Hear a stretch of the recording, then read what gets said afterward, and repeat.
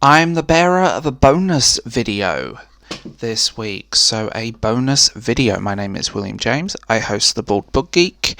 Hello. This video will also be featuring on my podcast, The Viking Writer, so it's there as a bonus.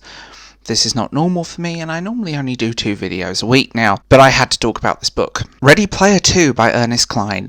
And it's interesting because I had to mute Ernest Cline and Ready Player 1, the words, on my Twitter account, because all people do is really bitch about this book, and there is a certain demographic that bitch about this book that really the book isn't aimed at. You know, not all books are for everyone. Some books have a demographic and a target market, and basic girls who read YA fantasy is not the target market. I'm joking before everyone cancels me, but I read through Ready Player 2, I got mine a day early, I have basically binged it and taken a lot of notes as I went. Okay, so first things first, what is the synopsis? I don't want to say too much about the synopsis, partly because new book and spoilers, but Wade, it takes place not long after the contest. He learns about a new technology, AI, and a few other things, and this deals with AI. I'll put it that way.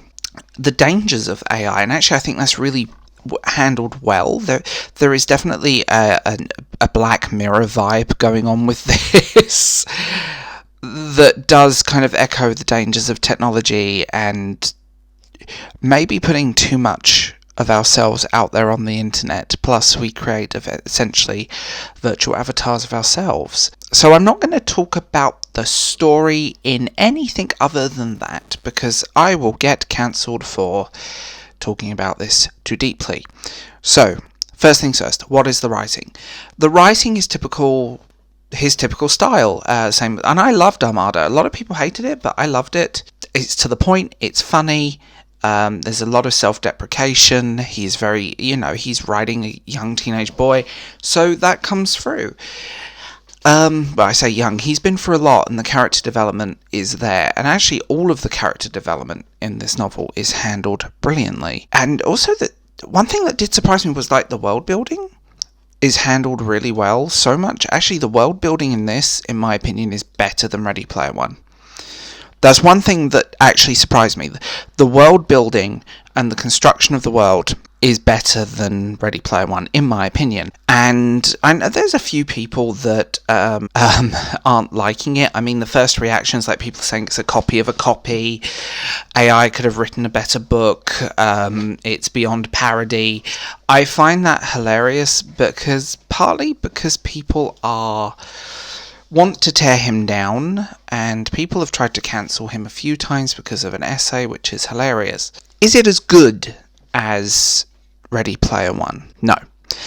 The construction is better, the story is handled better in terms of construction, and the writing is actually better. This kind of goes in some weird territory that I don't think sits very well. Also, my copy was damaged.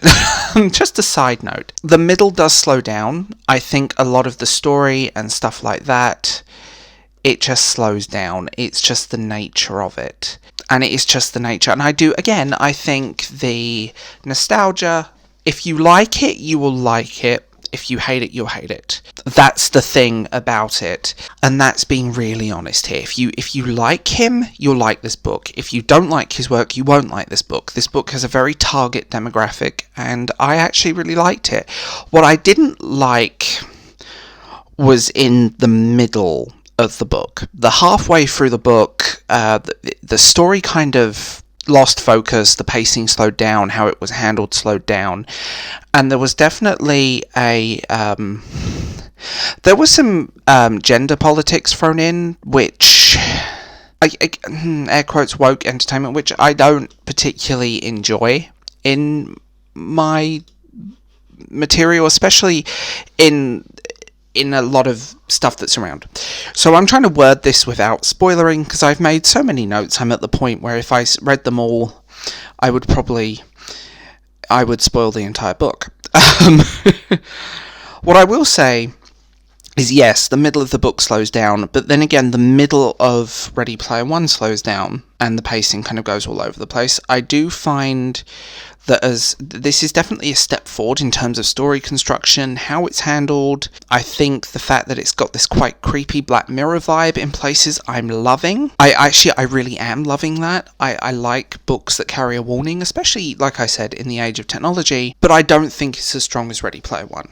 I loved Armada, and a lot of people hated that. I loved it, and a lot of people hate Ready Player One. But they're books that I genuinely love. I like his style. I like the fact that these are fun, and that's the difference with these books. These aren't really meant for deeper undertones. These are just meant to be fun fiction. They're meant to be enjoyable, and that's what this is. It does exactly what it says on the tin. So was the book worth it? Yes, definitely.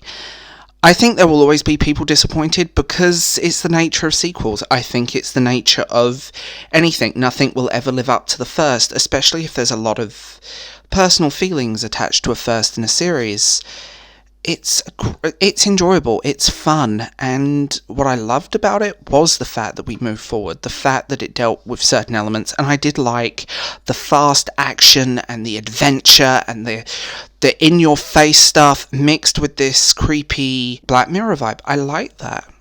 I didn't like the Ready Player One movie. I didn't. But I don't know, I probably won't see this in cinemas. I regret seeing that movie. I didn't like that movie. But, it's going to be turned into a film at some point, so who knows.